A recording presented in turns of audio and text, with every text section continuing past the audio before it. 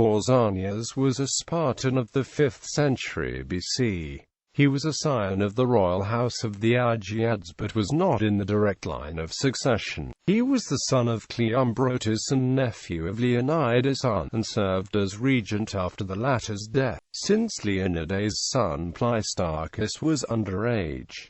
Pausanias was also the father of Pleistoanax, who later became king, and Cleomenes.Pausanias was leader at the Greek victory over Mardonius and the Persians at the Battle of Plataea in 479 BC, and was the leader of the Hellenic League created to resist Persian aggression during the Greco-Persian Wars. After the Greek victories at Plataea and the Battle of Mycale, the Spartans lost interest in liberating the Greek cities of Asia Minor. However, when it became clear that Athens would dominate the Hellenic League in Sparta's absence, Sparta sent Pausanias back to command the League's military. In 478 BC, Pausanias was suspected of conspiring with the Persians and was recalled to Sparta. However, he was acquitted and then left Sparta of his own accord, taking a trireme from the town of Himani. After capturing Byzantium the previous year, Pausanias was alleged to have released some of the prisoners of war who were friends and relations of the king of Persia. However, Pausanias argued that the prisoners had escaped. He allegedly sent a letter via Gongylus of Eritrea to King Xerxes, saying that he wished to help him and bring Sparta and the rest of Greece under Persian control.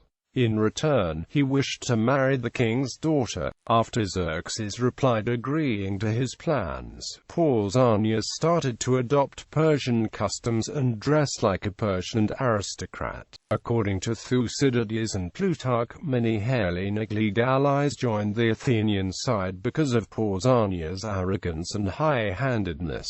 The Spartans recalled him once again, and Pausanias fled to Coloni in the Troad before returning to Sparta as he did not wish to be suspected of Persian sympathies. On his arrival in Sparta, the ephors had him imprisoned, but he was later released. Nobody had enough evidence to convict him of disloyalty, even though some Helots gave evidence that he had offered certain Helots for freedom if they joined him in revolt. However, one of the messengers that Pausanias had been using to communicate with Xerxes to betray the Greeks provided written evidence to the Spartan ephors that they needed to formally prosecute Pausanias. The ephors planned to arrest Pausanias in the street, but he was warned of the plans and escaped to the temple of Athena of the Brazen House. The ephors walled up the doors, put sentries outside and proceeded to starve him out. When Pausanias was on the brink of death by starvation, they carried him out, and he died soon afterwards. Thus Pausanias did not die within the sanctuary of the temple, which would have been an act of ritual pollution.